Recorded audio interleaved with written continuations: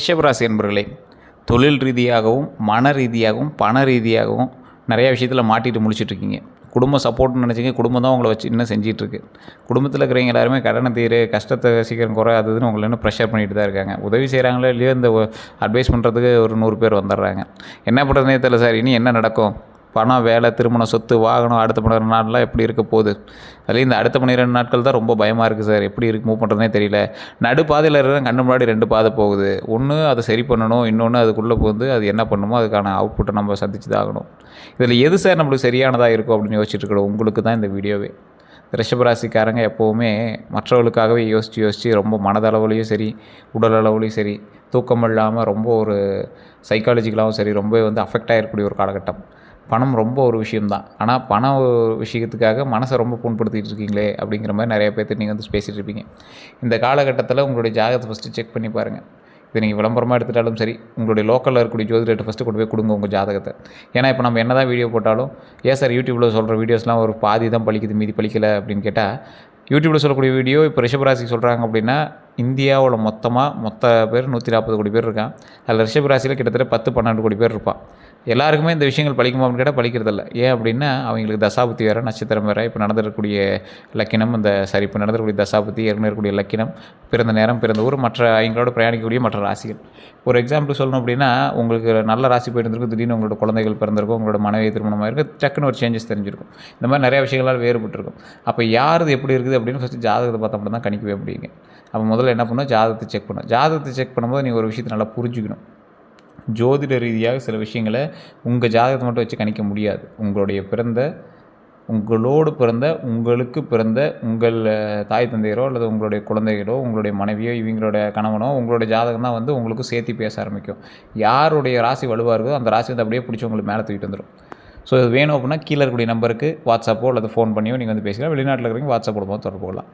இந்த ரிஷபராசியை பொறுத்த வரைக்கும் நீண்ட நாட்களாக நின்ற வேலை மீண்டும் நகர ஒரு வாய்ப்பு. வராமல் இருந்த பணம் திரும்ப கிடைக்குங்க. புதிய வேலை அல்லது கூட்டுதல் வருமானம் உங்களுக்கு கிடைக்கிறதுக்கான வாய்ப்புகள் உண்டு. குடும்பத்தில் இருந்த குழப்பம்லாம் குறையுங்க. திருமண பேச்சில் முன்னேற்றம் ஏற்படக்கூடிய ஒரு காலகட்டம். வீடு அல்லது நிலம் அல்லது வாகனம் வாங்கிறதுக்கான எண்ணம் வலுப்பெறும். உங்களை பயன்படுத்தியவர்கள் உண்மை தெரிய வரலாம். பழைய நண்பர் அல்லது உறவினர் மீண்டும் தொடர்பு கொள்வாங்க. இதுவரை உங்களை மதிக்காதவங்க உங்கள் மதிப்பை புரிந்து கொள்ளக்கூடிய ஒரு வாய்ப்பு அமையுது. சிறிய வாய்ப்பு பெரிய வருமானமாக மாறக்கூடியதுக்கான வாய்ப்புகள் கிடைக்குது. கடனை குறைக்க ஒரு நல்ல திட்டம் அமைக்கலாம். வாழ்க்கையில் நிலையான முடிவு எடுக்கக்கூடிய ஒரு காலகட்டமாக அமையுதுங்க. இனி என்ன நடக்க போகுது அப்படிங்கிறத நம்ம தெரிஞ்சுக்கலாம். வாழ்க்கையில் நிலையான மாற்றம். ரிஷபராசிக்காரர்களுக்கு மாற்றம் மெதுவாக தொடங்கினாலும் அது ஒரு பலமான ஒரு பேஸ்மெண்ட்டை போட்டு அற்புதமாக உட்காரும். ஆனால் தொடங்கிய மாற்றம் நீண்ட காலம் நிலைக்கக்கூடும். இந்த டைமு திடீர் முடிவை விட திட்டமிட்ட முடிவு நல்ல பலன் தரும். டக்குன்னு எடுக்கிற முடிவை விட பிளான் பண்ணது கொஞ்சம் எக்ஸிக்யூட் ஆகும்.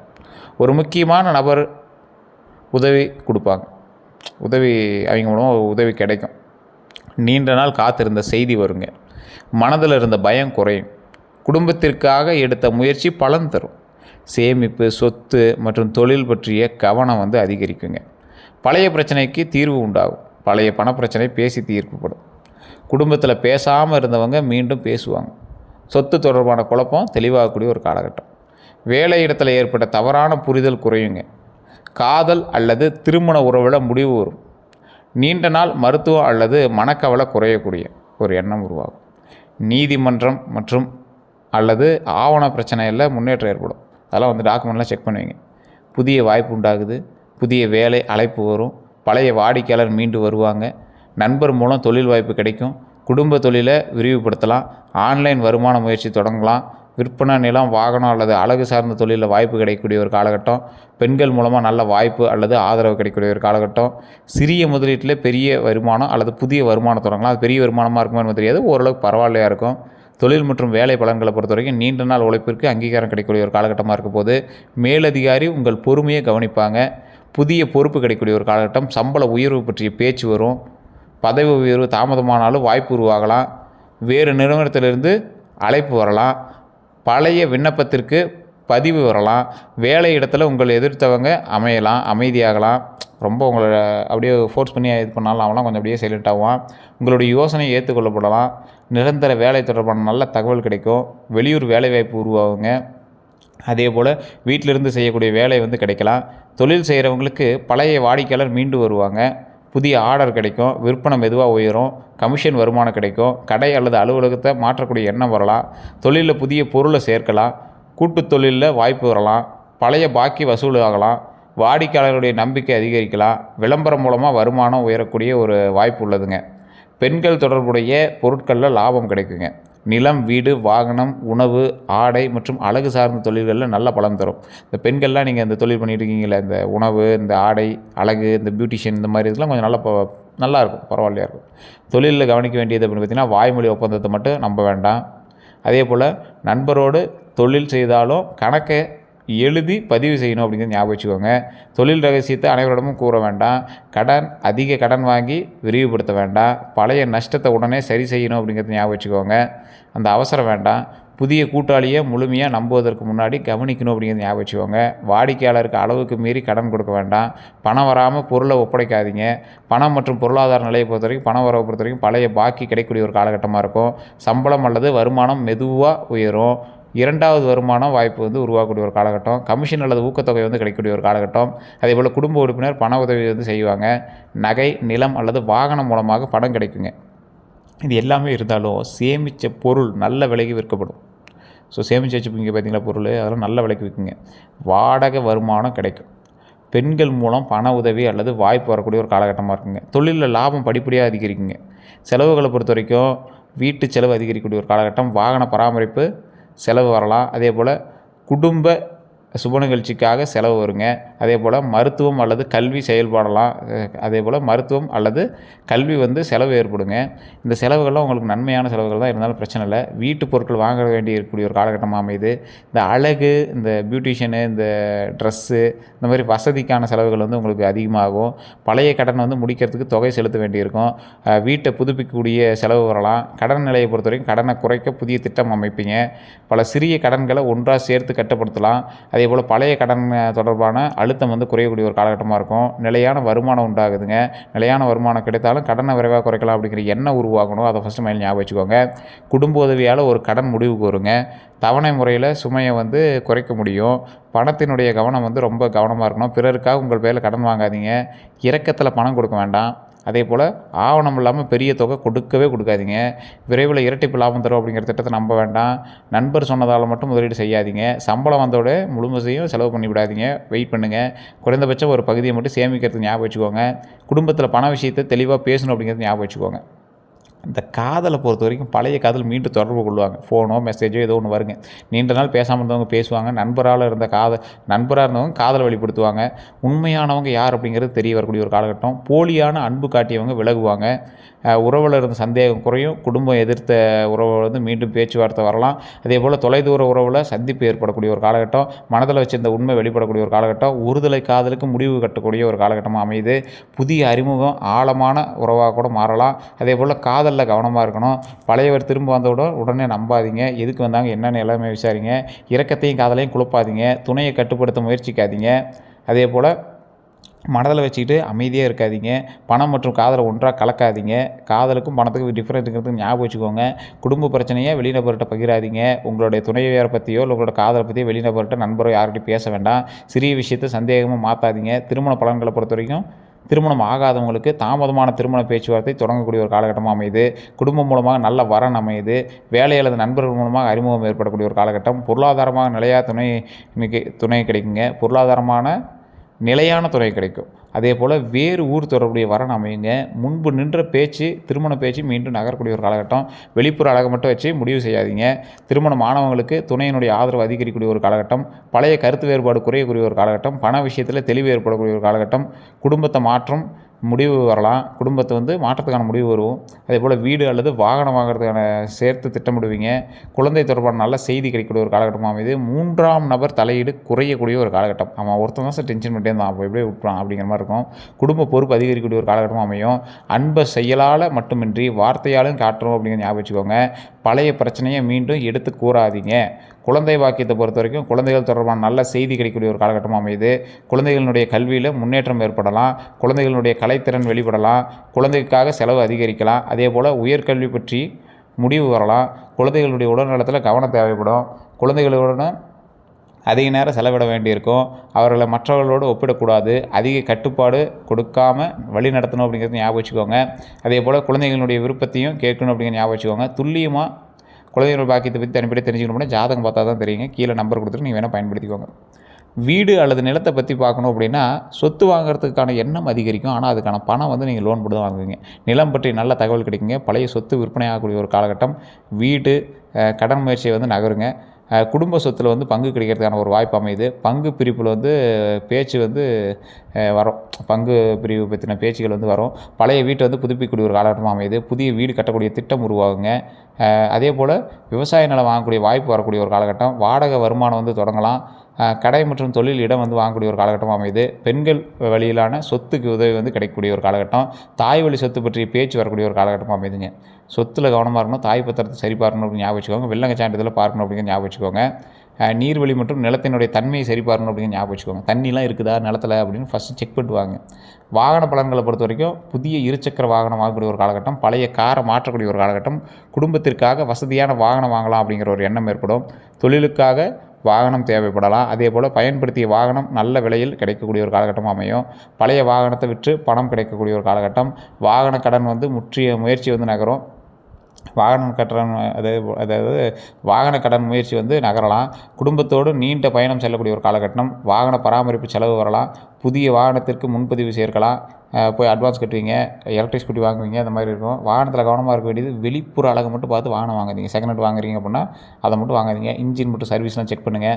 ஆவணத்தை சரியாக இருக்கா, டாக்குமெண்ட் சரியாக இருக்கா அப்படின்னு செக் பண்ணுங்கள். ஆக்சிடென்ட் ஹிஸ்ட்ரி இருக்கான்னு செக் பண்ணுங்கள். மாத தவறு வருமானத்திற்கு ஏற்ற மாதிரி இருக்குமா, இஎம்ஐ கட்ட முடியுமான்னு பாருங்கள். சோர்வோடு வாகனம் ஓட்டாதீங்க. ஃபோன் பேசிட்டு வாகனம் ஓட்டாதீங்க. இரவு நேரத்தில் இந்த மழை காலத்தெல்லாம் பார்த்து பக்குவமாக வாகனம் ஓட்டணும். பயன்படுத்திய வாகனத்தை மெக்கானிக்கிட்ட சோதனை கொடுத்து செக் பண்ணிட்டு சர்வீஸ் ஹிஸ்ட்ரிலாம் செக் பண்ணிட்டு வாங்குங்க. வெளிநாட்டு வாய்ப்புலாம் இருக்குதுங்க. வேலை காரணமாக வெளியூர் போகிறதுக்கான வாய்ப்புகள் இருக்குது. புதிய இடத்துல தொழில் தொடங்குறதுக்கான வாய்ப்புகள் இருக்குது. வேறு மாநிலத்தில் விற்பனை வாய்ப்புகள் வந்து இருக்குது. குடும்பத்தோடு இடமாற்றம் செய்யக்கூடிய இடங்களும் இருக்குது. வெளியூர் முயற்சியில் கவனம் தேவைங்க. போலியான முகவர்களை நம்ப வேண்டாம். முன்பணம் கொடுக்கும் முன்னாடி நிறுவனத்தை சரிபார்க்கணும் அப்படின்னு ஞாபகம் வச்சுக்கோங்க. சம்பளம், வேலை மற்றும் தங்குமிடம் தெளிவாக இருக்கணும் அப்படிங்கிற ஞாபகம் வச்சுக்கோங்க. ஒப்பந்தத்தை முழுமையாக படிக்கணும் அப்படிங்கிற ஞாபகம் வச்சுக்கோங்க. ஆவணங்களை நிபுணரிடம் சரிபார்க்க வேணும் அப்படிங்கிற ஞாபகம் வச்சுக்கோங்க. அதே போல் வெளிநாடு என்பதற்காக எந்த வாய்ப்பையும் ஏற்க வேண்டாம். வெளிநாடு அப்படிங்கிறதுக்காக எந்த வாய்ப்பையும் ஏற்கணும் அப்படிங்கிற அவசியம் இல்லை. கொஞ்சம் வெயிட் பண்ணுங்கள். குடும்ப வாழ்க்கை பொறுத்த வரைக்கும் குடும்பத்தில் பழைய பிரச்சனைகள் குறையக்கூடிய ஒரு காலகட்டமாக இருக்குதுங்க. பேச்சால் இருந்த உறவினர் மீண்டும் பேசுவாங்க. பேசாமல் இருந்த உறவினர் மீண்டும் பேசுவாங்க. திருமணம் அல்லது சுப நிகழ்ச்சி பற்றிய செய்தி வருங்க. குடும்ப செலவு அதிகரிக்கக்கூடிய ஒரு காலகட்டம். வயதான ஒருவனுடைய உடல்நிலை கவனம் பெறும். சகோதரர் அல்லது சகோதரி உதவி செய்வாங்க. குடும்ப சொத்து பற்றி பேச்சு வரலாம். வீட்டை மாற்றக்கூடிய முடிவு வரக்கூடிய ஒரு காலகட்டம். குடும்பத்தில் உங்கள் பொறுப்பு அதிகரிக்கக்கூடிய ஒரு காலகட்டம். நீங்கள் செய்த உதவியின் மதிப்பு புரியலாம். குடும்பத்தில் மறைக்கப்பட்ட விஷயம் வெளிவரலாம். உங்கள் முடிவை முதலில் எதிர்த்தவங்க பின்னாடி ஏற்கக்கூடிய ஒரு காலகட்டமாக அமையும். குடும்ப அமைதிக்காக எல்லா பொறுப்பையும் தனியாக ஏற்க வேண்டும். பண விஷயங்களை வெளிப்படையாக பேச வேண்டும். அதாவது பிடிவாதத்தை குறைக்கணும் அப்படிங்கிற ஞாபகம் வச்சுக்கோங்க. மனதில் வச்சுக்கிட்டு அமைதியாக இருக்கணும் அப்படிங்கிறத ஞாபகம் வச்சுக்கோங்க. குடும்ப உறுப்பினர்களுடைய கருத்தையும் கேட்கணும் அப்படிங்கிறத ஞாபகம் வச்சுக்கோங்க. வேலை மன அழுத்தத்தை வீட்டில் காட்டாதீங்க. அன்பை வெளிப்படையாக காட்ட அப்படியே ஒரு அன்பு மனசுலேயே வச்சுட்டு வெளிப்படையாக காட்ட மாட்டீங்க. இந்த ராசிக்காரங்க எப்பயுமே படுத்த ரிஷபம் பொறுத்த வரைக்கும் பேசிக்கலாம், பாசம் இருக்குது, போய் வேலையை பாரு அப்படிங்கிற மாதிரி தான் போவீங்க. தயவு செஞ்சு அன்பு கொஞ்சம் வெளியே காட்டுங்க. ஒன்றும் பிரச்சனை இல்லை. ரிஷபராசினுடைய குணாதிசயமே பூமி தத்துவம் கொண்ட ராசி அப்படின்னு சொல்லுவாங்க. ரிஷபராசி சுக்கிரனுடைய அதிபதி. சுக்கிரன்னா வாகனத்துக்கு உண்டானவர். வாகனத்தை சுத்தமாக வச்சுருக்கீங்க அப்படின்னா ரொம்ப நல்லதுங்க. அழகு, அன்பு, கலை, வசதி மற்றும் பொருளாதாரம் ஆகியவற்றால் உங்களுக்கு ஈர்ப்பு அதிகமாக இருக்கும்.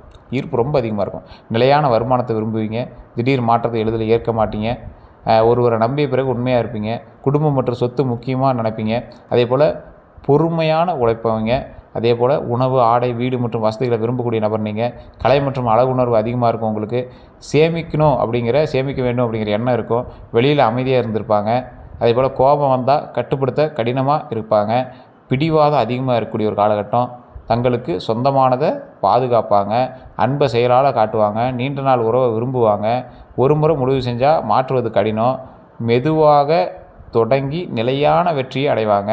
தற்போது மனசில் இருக்கக்கூடிய எண்ணங்கள் அப்படின்னு பார்த்திங்கன்னா, என் பணநிலை எப்போ சீராகும், எப்போ பணம் சரியாகும், எனக்கு சொந்த வீடு எப்போ அமையும், வேலை மாற்றம் வேண்டுமா, தொழில் தொடங்கலாமா, என் கடன் எப்போ முடியும், என்னை உண்மையாக மதிப்பவங்க யார், திருமணம் எப்போது நடக்கும், நான் செய்த உதவிக்கு ஏன் மதிப்பு கிடைக்கவில்லை, குடும்பத்தில் எல்லா சுமையும் ஏன் என் மீது இருக்குது, என் வாழ்க்கையில் நிலைத்தன்மை எப்போ வரும், ரிஷபராசினுடைய பிறப்பு ரகசியமே தான். மெதுவாக உயர்வீங்க.